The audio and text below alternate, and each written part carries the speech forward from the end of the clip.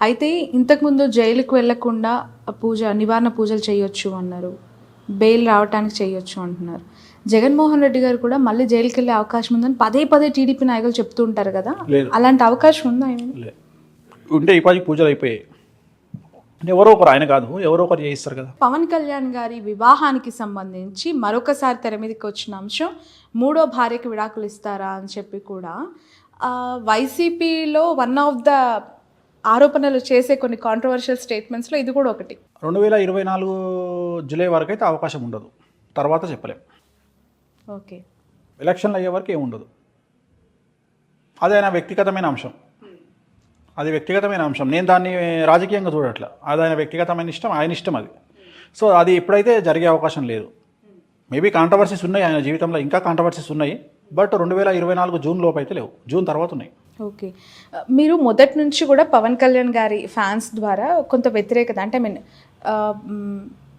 Trolling కావచ్చు, ఆరోపణలు కావచ్చు, లేదంటే కాంట్రవర్షియల్ స్టేట్మెంట్స్ వాళ్ళ నుంచి వినడం కావచ్చు జరుగుతున్నాయి కదా. పవన్ కళ్యాణ్ గారికి మీరు చెప్తున్న మంచిని గ్రహించట్లేదని మీరు పదే పదే అంటారు. మీరు ఏం మంచి చెప్పారు ఆయనకి? మస్తు చెప్పిన, ఆయనకు చెప్పేటోడు లేడు. ఫస్ట్ అసలు ఆయనకు చెప్పగలిగిన మొగోడే లేడు ఆయన పక్కకు.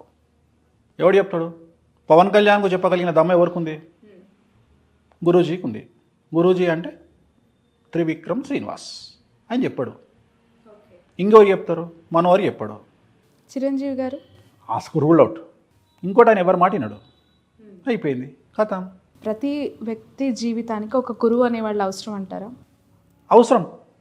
గురువే కాదు, తల్లి, తండ్రి, అన్న, తమ్ముడు, చెల్లె, అక్క, తల్లి, ఎవడో ఒకడు. గురువు అనేవాళ్ళు గురుత్వాన్ని స్వీకరించి వస్తేనే కాదు కదా. ఇప్పుడు ఒక టైంలో ఒక భర్తకు ఒక భార్య కూడా గురువే. చాలామంది అరే పెళ్ళైనాక ఎందుకు పెళ్లి చేస్తారు అసలు మగవాడికి అంటే, వీడు ఎవ్వరి మాట వింటలేడు, వీడు కావరం బట్టి తిరుగుతున్నాడు, పెళ్లి చేస్తే పెళ్ళాం మాటిని సెట్ అవుతాడని చేస్తారు. ఓ, ఇది పనిష్మెంట్ అయితే? పనిష్మెంటే కానీ మంచి పనిష్మెంట్. మగవాళ్ళందరికీ తెలియదు అయితే ఇప్పటి వరకు. ఇప్పుడు పెళ్ళాం మీద ప్రేమతోనో, బిడ్డల మీద ప్రేమతోనో, జీవితంలో సర్దుకుపోయే మనస్తత్వంతో సెట్ అవుతాడు అని చేస్తారు. భార్య కూడా గురువే, ఎందుకు కాదనుకోవాలి? భర్త కూడా గురువే, తండ్రి గురువే, తల్లి గురువే. అట్లాంటి సందర్భంలో గురువు అనేవాడు వీళ్ళు చెప్తే ఇంటలేరు అని గురువుని తీసుకొచ్చి పెట్టాడు. ఎందుకు? పెళ్ళాం చెప్తే మొగడేమంటాడు, నీ మాటి నాన్న పో అంటాడు, పెళ్ళాం కూడా నీ మాటి నాన్న పో అంటది. అందుకని వీళ్ళిద్దరు కలిసి నా దగ్గరకు వస్తారు. సో అట్లాంటి వాళ్ళకి నేను చెప్పేటప్పుడు వినాలి.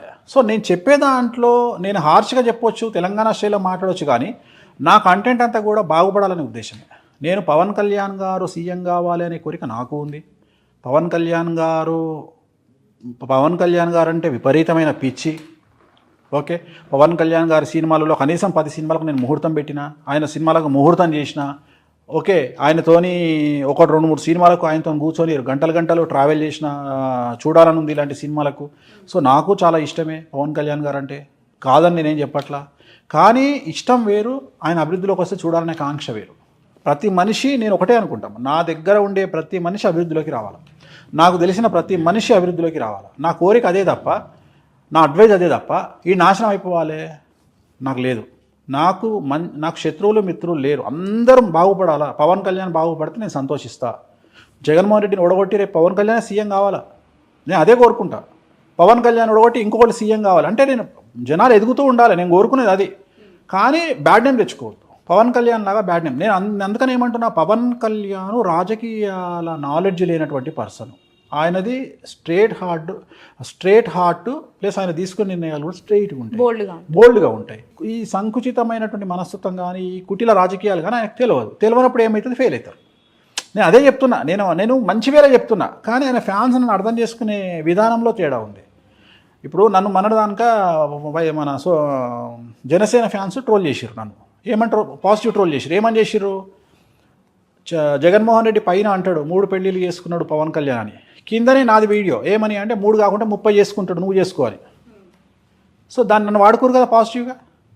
అంటే నేను అదే అంటే, నేను వ్యక్తిగతమైన అంశాల జోలికి పోవద్దని చెప్తా. సో నాకు పవన్ కళ్యాణ్ అంటే చాలా ఇష్టం, నేను ఆయన ఫ్యాన్నే. జల్సా సినిమా నేను కూడా చూసి చిట్టీలు చింపి ఎగిరేసినోన్నే జల్సా సినిమా. సో నాకు ఇష్టమే కదా. సో వ్యతిరేకం ఎందుకు ఉంటుంది నాకు? కాకపోతే ఆయన అభివృద్ధిలోకి రావాలనే ఒక రకమైన కసి ద్వారా నేను మాట్లాడే మాటల్లో కొద్దిగా హార్ష్నెస్ ఉంటుంది తప్ప నాకు ఆయన అంటే ఇష్టమే. ఆయన సినిమాల కెరియర్ ఏ విధంగా ఉందంటారు? సినిమాలు బాగానే ఉంటాయి, ఆయనకు తిరుగులేదమ్మా, ఆయనకు సినిమాలలో తిరుగులేదు, రాజకీయమే కష్టం. ఎందుకంటే కొంతమంది జాతకంలో ఒకటే ఉంటుంది, like Pawan Kalyan is like Rajinikanth, సినిమాలకే అంకితం. రాజకీయాలల్లో ఎక్స్పెక్టింగ్ 100 అయితే మనం 20 అంతే, 20 ఊహించుకోవాలి అంతే. అదే సినిమాలో 100కో 200 ఊహించుకో, సూపర్, తిరుగులేదు. రైట్. రాబోయే రోజుల్లో ఈ 2 తెలుగు రాష్ట్రాల్లో పొలిటికల్గా కావచ్చు, ఇతర రంగాల్లో కావచ్చు, ఏమైనా సంచలన వార్తలు ఉండబోతున్నాయంటారా? ఎందుకంటే మీరు చాలా విషయాలపైన రీసెర్చ్ చేస్తారు, హోంవర్క్ చేస్తారు. ఎందుకంటే ఎప్పటికప్పుడు రాజకీయాలు మారిపోతూ ఉన్నాయి. ఏపీలో చూస్తే జగన్మోహన్ రెడ్డి దగ్గర ఉండేవాళ్ళు కూడా జగన్మోహన్ రెడ్డి గారితో పాటు ఎప్పటికప్పుడు కాంట్రవర్షియల్ స్టేట్మెంట్స్లో ఇరుక్కుంటూ ఉంటారు. కొడాలి నాని గారు, సజ్జల రామకృష్ణారెడ్డి గారు, విజయసాయి రెడ్డి గారు, అలాగే the one and only aggressive women leader Roja garu. Telangana రాష్ట్రానికి సంబంధించి ఒక ప్రముఖ యువ నేత, ఒక ప్రముఖ రాజకీయ నాయకుడి కొడుకుకు సంబంధించినటువంటి స్కాండల్స్ ఆర్ పర్సనల్ లైఫ్ బయటకు వచ్చే అవకాశం ఉంది. అండర్లైన్, చాలా సంచలనమైనటువంటి విషయాలు బయటకు వచ్చే అవకాశం ఉంది. వ్యక్తిగతమైన అంశాలు అంటే మీకు అర్థమై ఉంటుంది, పర్సనల్ విషయాలు బయటకు వచ్చే అవకాశం ఉంది. అండ్ ఆంధ్రప్రదేశ్కు సంబంధించి ఒక మహిళా మంత్రికి సంబంధించిన లైఫ్, మహిళా మంత్రికి సంబంధించిన వ్యవహారం కాంట్రవర్సీ అయ్యే అవకాశం ఉంది. అంటే అధికార దుర్వినియోగం చేస్తున్నారు అనేటువంటి విమర్శల వల్ల ఆమె మంత్రి పదవి కోల్పోవలసి రావచ్చు, రిజైన్ చేయాల్సిన పరిస్థితి రావచ్చు. 2024 లోపు వస్తే, ఎలక్షన్ లోపు, షార్ట్ పీరియడ్ ఉంది అయినా. లేదంటే ఒకవేళ జగన్మోహన్ రెడ్డి గారు ఆవిడని కనుక తీయొద్దు అనుకుంటే కంటిన్యూ చేసి ఎలక్షన్ తర్వాత ఆమెకు మినిస్ట్రీ ఇవ్వరు ఇంకా. ఓకే. సో ఆమె మినిస్ట్రీ చాప్టర్ క్లోజింగ్. మినిస్ట్రీ ఇవ్వరా, టికెట్ ఇవ్వరా? మినిస్ట్రీ ఇవ్వరు, టికెట్ ఇచ్చినా మినిస్ట్రీ ఇవ్వరు, ఇంకా ఆమె ఎమ్మెల్యేకే పరిమితం. ఇంకా రేవంత్ రెడ్డి గారి క్యాబినెట్ అంటే ఆయన సీఎం అయిన తర్వాత మిగతా మంత్రులకు సంబంధించి, ఇప్పుడు మీకు తెలుసు ముందు నుంచి ఆయన వెన్నంటే ఉన్నారు మహిళా సీతక్క అండ్ ఉత్తమ్, బట్టి, దామోదర్ రాజనరసింహ, సీతక్క, బట్టి, ఉత్తము, పొంగులేటి శ్రీనివాసరెడ్డి, శ్రీధర్ బాబు, జగ్గారెడ్డి ఓడిపోయారు. లేదు అవకాశం లేదు. వివేక్ బ్రదర్స్, ఉత్తమ్ బ్రదర్స్, మన వీళ్ళు కోమటిరెడ్డి బ్రదర్స్, వాళ్ళలో ఒక్కొక్కళ్ళకి, జూపాలి కృష్ణారావు, సో వీళ్ళు మినిస్టర్లు అవుతారు. కొంతమందిని చూస్తే చాలా బాధేస్తూ ఉంటుంది. అంటే ఐ మీన్ ప్రొఫెషన్కి అతీతంగా మాట్లాడుకున్నప్పుడు నిత్యం ప్రజలతో ఉంటారు, వాళ్ళకి ఏం కావాలో చేస్తూ ఉంటారు, మాస్ లీడర్స్గా ఎస్టాబ్లిష్ అవుతూ ఉంటారు. పార్టీ అధికారంలో లేనప్పుడు క్రియాశీలకంగా ఉన్నారు, పార్టీ అధికారంలోకి వచ్చే టైంకి వాళ్ళు ఓడిపోయిన పరిస్థితి. నాంపల్లి నుంచి ఫిరోజ్ ఖాన్ గారు, సంగారెడ్డి నుంచి జగ్గారెడ్డి గారు. జాతకం, నువ్వు వాళ్ళ గురించి మాట్లాడుతున్నావు. కాంగ్రెస్ పార్టీలో ఉండి టికెట్ రాలేదని చెప్పి వేరే పార్టీలో పోయిన పరిస్థితి ఏంది? వాళ్ళు ఇంకా ఘోరం కదా. అవును, ఆల్రెడీ 10 ఏళ్ల నుండి పార్టీకి దూరంగా ఉన్నారు, పదవికి దూరంగా ఉన్నారు, ప్రభుత్వానికి దూరంగా ఉన్నారు. ఇప్పుడు ఆల్రెడీ మళ్ళీ టీఆర్ఎస్లకో బీజేపీలకో పోయారు. ఇవాళ మళ్ళీ 10 ఏళ్ళు, రేపు మళ్ళీ నాకు తెలిసి నెక్స్ట్ కూడా కాంగ్రెసే వస్తుంది తెలంగాణలో. అవునా? మళ్ళీ ఇప్పుడు మళ్ళీ 10 ఏళ్ళు దూరంగా ఉన్నట్టే కదా. సో మళ్ళీ 10 ఏళ్ళు దూరంగా ఉన్నట్టే కదా. సో ఇది అందుకనే అంటున్నామ్మా, పదే చెప్పేది, astrology is nothing but decision. మన నిర్ణయమే మన జాతకము. నిర్ణయాలు జాగ్రత్తగా తీసుకోండి, నిర్ణయాలు జాగ్రత్తగా తీసుకుంటే లైఫ్ బాగుంటుంది. నువ్వు అనొచ్చు జాతకం బాగుంటే నిర్ణయాలు బాగానే తీసుకుంటారు కదా అని. 88% జాతకము, 12% నిర్ణయాలు. ఆ 12% నిర్ణయాలు చక్కగా తీసుకుంటే చాలు. ఓకే, అంతే. రైట్. ఒక ఇద్దరు వ్యక్తుల గురించి ప్రస్తావించాలి. బీజేపీలో బండి సంజయ్ గారు, ఈటెల గారు, అఫ్కోర్స్ కిషన్ రెడ్డి గారు ప్రెసిడెంట్ అనుకోండి, నెక్స్ట్ మళ్ళీ అరవింద్ గారు. ఎంపీలుగా ఉన్న వాళ్ళు ఉత్తము, కోమటిరెడ్డి బ్రదర్స్, వీళ్ళంతా, రేవంత్ రెడ్డి గారు ఎంపీలుగా కొనసాగుతూ ఎమ్మెల్యేగా బరిలోకి గెలిచారు. బీజేపీ నుంచి ఎంపీలుగా ఉన్న వాళ్ళు ఓడిపోయారు అసెంబ్లీ బరిలో. ధర్మపురి అరవింద్, అలాగే బండి సంజయ్, ఈటెల రాజేందర్ గారు ఎమ్మెల్యేగా అండ్ రఘునందర్ గారు ఎమ్మెల్యేగా, ఇలా face of the BJP party మొత్తం ఓటమించి అవి చూసింది ఈ ఎన్నికల్లో. ఎలా చూడాలంటారు? అంటే ఒక రకంగా బీజేపీయే కాంగ్రెస్ని గెలిపించి అని మాట్లాడేవాళ్ళు చాలామంది ఉన్నారు. ఇక్కడ చూస్తే ఈ పార్టీలోనేమో ఎంపీలుగా కొనసాగుతున్న వాళ్ళు ఎమ్మెల్యేలుగా గెలిచి, ఇక్కడ ఎంపీలుగా కొనసాగుతున్న వాళ్ళు ఎమ్మెల్యేలుగా గెలవని పరిస్థితి. జాతకాలే ఇండివిజువల్గా. బీజేపీలో కూడా రాజాసింగ్ గారు గెలవలేదా? ఇప్పుడు కామారెడ్డిలో 12వ 13వ రౌండ్ నుండి పుంజుకున్నటువంటి వెంకటరామరెడ్డి గారు గెలవలేదా? So it is miracle. జాతకమే చెప్తున్నా కదా, జాతకం బాగుంటే మీకు పదవి అనేది చిక్కుతుంది. రాజయోగం, లేకపోతే మిస్ అవుతారు. ఓకే. నిర్ణయాలు తీసుకోలేదా? రాజగోపాల్ రెడ్డి గారు బీజేపీలకు పోయి టక్న యూటర్న్ తీసుకొని మళ్ళీ వచ్చి కాంగ్రెస్లో చేరి వాళ్ళ గెలవలేదా? ఇక్కడ డబ్బు ప్రభావం లేదంటారా? డబ్బు ప్రభావం లేదు అసలు. డబ్బు పబ్లిక్ వెరీ షార్ప్. అసలు పబ్లిక్ని పిచ్చోళ్ళు అనుకుంటే వాళ్ళంత పిచ్చోళ్ళు ఇంకోళ్ళు ఉండరు. పబ్లిక్ ఎవరు ఓటేయాలి, ఎవరికి ఏమి వేయాలి అని దే ఆర్ డిసైడెడ్. మనం ఎవరిచ్చిన డబ్బులు తీసుకుంటారు, ఊర్లలో డబ్బులు తీసుకుంటారు, ఇవ్వకపోతే తిట్టి మరీ లాక్కుంటారు, కానీ ఎవరికి వేయాలనో డిసైడెడ్. లీడరు పార్టీ మారినంత మాత్రాన క్యాడర్ మారుతుంది అనుకుంటే తప్పు. ఎప్పుడు క్యాడర్ ఫిక్స్ అయి ఉంటుంది, లీడరే కన్ఫ్యూజన్లో ఉంటాడు ఎప్పుడే. కానీ క్యాడర్ ఎప్పుడు పర్ఫెక్ట్గా ఉంటుంది, ఎవరికి ఓట్లు వేయాలి అనేది క్యాడర్ పర్ఫెక్ట్గా ఉంటుంది. క్యాడర్ని ఎప్పుడు తిట్టొద్దు, పబ్లిక్ని కూడా ఎప్పుడు తిట్టొద్దు, పబ్లిక్ క్లారిటీతో ఉంటారు. ఓకే. బీజేపీ విషయానికి వస్తే ఒకసారి ఆ పార్టీకి సంబంధించి గతం ఒక్కసారి చూద్దాం. ప్రెసిడెంట్గా బండి సంజయ్ గారిని తీసేసిన తర్వాత రాష్ట్ర వ్యాప్తంగా ఒక సింపతి రేజ్ అయింది. ఆయన అసెంబ్లీలో గెలిచే అవకాశం ఉందని మాట్లాడిన వాళ్ళు చాలామంది ఉన్నారు. బట్ చాలా తక్కువ ఆధిక్యంతో ఆయన రోజు ఓడిపోయిన పరిస్థితి. ఎలా చూస్తారంటారు? అంటే పార్టీ మీద ఇంప్రెషన్ అక్కడ పడిందా, వ్యక్తిగతంగా ఆయన? ఆయనకు కన్యా రాశి, ఆయనకు జాతకంలో కారాగారవాసం ఉండే, జైలు పోయించారు, డౌన్ఫాల్ ఉండే, డౌన్ఫాల్ అయింది. సో ఆయనకు జరగాల్సిన నష్టాలన్నీ జరుగుతున్నాయి. ఆయనకు 2023 జనవరి నుండి బ్యాడ్ టైం స్టార్ట్ అయింది. సో మన ఇంటర్వ్యూలో మాట్లాడుకున్నాం, రాకెట్ లాగా వెళ్ళిన బండి సంజయ్ రాకెట్ లాగానే పడిపోతారు అని మనం లాస్ట్ ఇయర్లో మాట్లాడుకున్నాం ఇంటర్వ్యూలో. అదే జరిగింది. ఆయన ఒకటేసారి టక్కున గాలి నుండి, ఆకాశంలో నుండి కిందికి పడ్డారు. సో ఆల్మోస్ట్ ఆయనకున్న చరిష్మా ఇంకా తగ్గినట్టే. ఇంకా ఫ్యూచర్లో కష్టం. ఇంకా ఆయన చరిష్మా రాదు, అయిపోయింది. డౌన్ఫాల్ స్టార్ట్ అయినట్టే. ఇంకా తెలంగాణలో కూడా బీజేపీ అనేది కష్టమే. ఇప్పుడు రేపు బీజేపీలో గెలిచిన వాళ్ళు కానీ, కాంగ్రెస్లో మన టీఆర్ఎస్లో ఉన్న వాళ్ళు కానీ ఎంతమంది మళ్ళీ కాంగ్రెస్లోకి వస్తారు అనేది, అసలు ఎంతమంది ఉంటారు ఆ పార్టీలలో అనేది it is $1 million question. But ఎన్నికలకు ముందు వచ్చిన వాళ్ళకి ఇప్పుడు గెలిచిన తర్వాత వచ్చే వాళ్ళకి ప్రయారిటీస్ ఏమైనా డిఫరెన్స్ ఉంటాయి? విజయశాంతి గారు చాలా చివరి నిమిషంలో వచ్చారు. ఆమెకు ఉంటుంది ప్రయారిటీ అనేది. ఆమె కంటెస్టెంట్ కాదు, ఆమె ఎంపీగా పోతుంది రేపు పొద్దున. సో వీళ్ళంతా ఎంపీ క్యాండిడేట్లు, వాళ్ళకి రేపు పొద్దున అవకాశం ఉంటుంది. కానీ నేను మాట్లాడేది లీడర్లు వేరు, ఎమ్మెల్యే క్యాండిడేట్. ఎమ్మెల్యే గెలిచిన వాళ్ళు పోతే మంచిదే కదా, అన్అఫీషియల్గా ఎమ్మెల్యేలుగా ఉండొచ్చు. ఇప్పుడు మన ఆంధ్రాలో వల్లభనేని వంశీలాగా. సో అట్లా ఉంటే ఉండొచ్చు, అన్అఫీషియల్గానే పార్టీలో కంటిన్యూ అవుతూ అట్లా కంటిన్యూ అయ్యే వాళ్ళు ఉంటారు. ఓకే. చేరికలు, జంపింగ్లు, జిప్పాంగులు చాలా ఉంటాయి తెలంగాణలో. అవునా? చాలా ఉంటాయి. ఏముంది, గత ఎన్నికల్లో గెలిచిన వాళ్ళు అక్కడ నుంచి ఇక్కడ గోడ దూకారు. ఇప్పుడు మళ్ళీ తెలంగాణ అంతా చూస్తుంది, అక్కడికి వెళ్ళిన వాళ్ళు ఇప్పుడు ఇటు గోడ దూకుతారు. అంతే. జస్ట్ తెలంగాణ భవన్ నుంచి గాంధీ భవన్. అంతే కదా? అంతే. తెలంగాణ భవన్ కాదు, బీఆర్ఎస్ భవన్. అది పేరు మార్చే వరకు దాన్ని అలానే కన్సిడర్ చేయాలేమో. కవిత గారికి సంబంధించి లిక్కర్ అవకాశం ఉంది. ఓకే. ఎందుకు అంటే మొన్న, అంటే మళ్ళీ మీరు అనొద్దు నేను రాజకీయ అనాలిసిస్ చేయట్లేదు అని చెప్పి, బట్ నేను అడుగుతుంది ఏంటంటే, జాతకం ప్రకారం ఆమె అరెస్ట్ అవుతుంది, అయ్యే అవకాశాలు ఎక్కువగా ఉన్నాయని పదే మాట్లాడిన వాళ్ళంతా కూడా బీజేపీ అరెస్ట్ చేయలేదు అనే సంకేతం బలంగా ప్రజల్లోకి వెళ్ళింది అని చెప్పి, ఆమెకి ఎలా ఉందంటారు ప్రెడిక్షన్? అంటే జాతకం, తన జాతకంలో కారాగారవాసం ఉంది, జైలు పోయే యోగం ఉంది. సో అది లిక్కర్ కేసులనే వెళ్తుందా లేకుంటే వేరే కేసులు వెళ్తుందా అనేది మనం చెప్పలేము.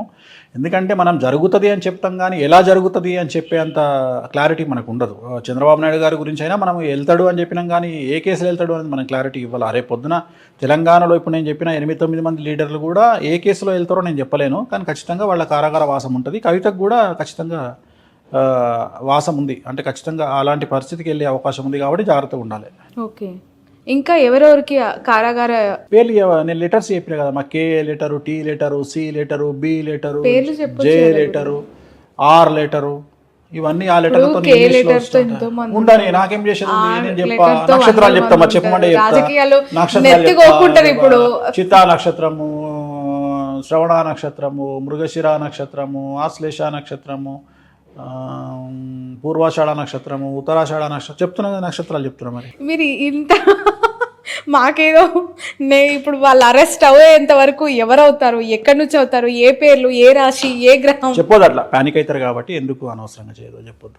అయితే రాజకీయాల్లో ఉన్న వాళ్ళు ఒకటి మెంటల్గా ఫిక్స్ అయ్యి రావాల్సిన జైలు పోతాం సిద్ధంగా ఉండాలి. సిద్ధంగా ఉండాలా? ఇది ఇప్పుడు నువ్వు డైరెక్ట్గా చెప్పొచ్చు టీవీలో, మీరు ప్రిపేర్ అయ్యి ఉంటేనే రండి. అదొక డిగ్రీ, సెంటిమెంట్ అయిపోయింది. డిగ్రీ అది క్వాలిఫికేషన్. దేశవ్యాప్తంగా కూడా ఇలా అందరంతే కదమ్మా. ఓకే. అందరంతే. ఇవాళ ఇంతకుముందు పాలించిన కేంద్ర మంత్రి జైలుకు పోయించినోడైనా, ఇప్పుడున్న కేంద్ర మంత్రి జైలుకు పోయించినోడైనా మన హోమ్ మినిస్టరు. సో వాళ్ళని బేస్ చేసుకొని మనం ఏం ఓట్లు వేస్తలేం కదా. సో దాని లెక్క దాందే, దీని లెక్క దీందే. సో జనాలు మారుతున్నారు, అదే దేశకాలం ఉన్న పరిస్థితులు, అందుకని మారుతున్నారు, వాటిని పట్టించుకోవట్లా. ఇప్పుడు బండి సంజయ్ మీద అదే సింపతి కంటిన్యూ అయితే అలా బండి సంజయ్ గెలవాలి. ఎందుకు ఓడిపోయాడు అంటే జనాలు మర్చిపోయారు, చాలా తొందరగా మర్చిపోతారు. సో ఆయన త్యాగాలు కానీ అవన్నీ కానీ పార్టీ వాళ్ళే మర్చిపోతారు. జాతకం, ఆ జాతకం అంతే. బట్ ఆయన ప్రెసిడెంట్గా ఉండుంటే బీజేపీ పార్టీ పరిస్థితి ఇలా ఉండేదంటారా? ఇవాళ సెకండ్ పొజిషన్లో ఉండేది బీజేపీ. ఒక 35 నుండి 40 సీట్లు వచ్చేవి. టీఆర్ఎస్కి వచ్చిన సీట్లు బీజేపీకి వచ్చేవి, బీజేపీకి వచ్చిన సీట్లు టీఆర్ఎస్కి వచ్చేవి. అంత వ్యత్యాసం ఉండేదా? మరి అదే దాన్నే పదవి అంటారు. రేవంత్ రెడ్డికి ముందు కాంగ్రెస్కి ఎందుకు లేదు ఇంత కాంప్రమైజ్? సీఎం కావాలనే కోరిక అందరికీ ఉంటుంది, కానీ కష్టపడేటోళ్ళు రేవంత్ రెడ్డి లాంటి వాళ్ళు ఒక్కలే ఉంటారు. దానికి కేసులు కొట్లాడాలి, నారా తీస్తాడు. కేసీఆర్ లాంటి వాడు ఉంటే దాన్ని తట్టుకునే శక్తి ఉండాలి. బిడ్డ ఎంగేజ్మెంట్కి కూడా పోలేనటువంటి పరిస్థితిలో ఉంటారు, అవి కూడా తట్టుకోవాలి. ఇవన్నీ తట్టుకుంటేనే సీఎం పదవి వస్తుంది. సీఎం పదవి ఏమి ఉత్తగా రాదు. లేకపోతే ఈ నూనె ఇద్దరం కలిసి ఆడే కూర్చుంటాం సీఎం పదవిలో. చాలా కష్టపడాలి సీఎం పదవి అంటే. సో అంత దమ్మునోడే సీఎం అవుతాడు. కాంప్రమైజ్ అయ్యేటాడు, అంత దూరం పోయినాడు కాంప్రమైజ్ అయ్యేటాడు, వెళ్ళిపోతాడు. వేణుస్వామి గారు, వర్జ్యము, రాహుకాలము, మంచి టైం, వీటికి ఉన్న ప్రయారిటీస్ ఏంటి నిత్య జీవితంలో? పెద్దవాళ్ళు అంటూ ఉంటారు ఎక్కడికైనా వెళ్తూ ఉంటే రాహుకాలం ఉందా చూడు. అంటే జనరల్గా రాహుకాలం అనేది తమిళనాడు సంప్రదాయం, మనం వర్జం చూస్తాం. వాటిని ఎంతవరకు నమ్మాలి? నమ్మొచ్చు. ఇప్పుడు యాక్సిడెంట్లన్నీ కూడా వర్జం టైంలో బయటికి వెళ్ళినాయి, యమగండ కాలంలో వెళ్ళినవి ఉంటాయి. సింపుల్, మీరు ఏం లేదు, మీరు యాక్సిడెంట్ అయ్యింది అనగానే ఎన్ని గంటలకు బయటికి వెళ్ళినవరా అని చూడాలి. ఆ టైంలో యమగండ కాలం ఉందా లేదా చూడాలి. గుళిక కాలం, యమగండ కాలం. మనం యమగండ కాలం చూస్తాం, తెలంగాణలో యమగండం చూస్తాం, తెలుగు రాష్ట్రాలు యమగండం చూస్తాం, వర్జం చూస్తాం. రావుకాలం తక్కువ. ఆంధ్ర సాంప్రదాయం, మన తమిళనాడు సాంప్రదాయం అయితే రావుకాలం చూస్తారు. సో రావుకాలం మనము అందరం చూడం. సో జనరల్గా మనం రావుకాలం కూడా చూడాలి. రావుకాలంలో పెళ్ళిళ్ళు నిషేధం. పెళ్ళిళ్ళు రావుకాలంలో చేసుకుంటే డివోర్స్ అవుతాయి. ఇక దానికి ముహూర్తంలో ఒక పంతులు ముహూర్తం పెట్టిండు అనుకో డివోర్స్ అవుతుంది. ఇంకొకటి ఏంటంటే చాలామంది మీరు జాతకాలు చూసి పెళ్ళిళ్ళు చేసుకుంటారు కదా, డివోర్స్ ఎందుకు అవుతున్నాయి అని కొంతమంది మూర్ఖులు విమర్శిస్తారు. అరే మీరు రాహుకాలంలో ముహూర్తం పెట్టుకున్నా వాడు 10:25కు ముహూర్తం అంటే 11 గంటకో జీలకర్ర బెల్లం పెడతాడు, అప్పటికే ముహూర్తం మారిపోతుంది. ఎవడు అడగాలి? అంటే మన పెళ్లి పత్రికలు ప్రింట్ చేయడంలో ఉండే ఆసక్తి, ముహూర్తం టైం వేసే ఆసక్తి పెళ్లి చేసుకోవడంలో ఉండదు. 11 గంటల 32 నిమిషాలు అంటే 11 గంటల 32 నిమిషాలకు జీలకర్ర బెల్లం పెట్టాలి. ఎవడు పెడుతున్నాడు? ఎవడు పెట్టట్లేదు. ఆ టైంకి అక్కడ ఎవడో ఉండాలి, పెట్టాడు. 12:05కు పెడతాడు. 12:05 కంటే కరెక్ట్గా ముహూర్తం మారిపోతుంది. ధనులగ్నం ఉండాల్సింది మకరానికి వెళ్ళిపోతుంది, అయిపోయింది. ఇంకేం పెడతావు? లేకపోతే కుంభలగ్నానికి వెళ్ళిపోతుంది. ముందుకో వెనక్కో వస్తుంది. టైం తొందరగా పోతే ముందుకు వస్తుంది, లేట్ అయితే వెనక్కిపోతుంది. లగ్నం మారుతుంది. లగ్నం మారింది అంటే జాతకమే మారిపోతుంది. సో ఇవన్నీ ఆలోచన చేయరు. మనం చాలా ఈజీగా మాట్లాడతాం, ప్రతిదీ ఈజీగా మాట్లాడతాం, శాస్త్రాన్ని విమర్శిస్తాం ఏదో పెద్ద మనం తోపుల్లాగా. శాస్త్రం ఎప్పుడు కరెక్టే ఉంటుంది, మనం అక్కడ చేసే సమస్యల వల్ల తలకాయ నొప్పులు అంతే.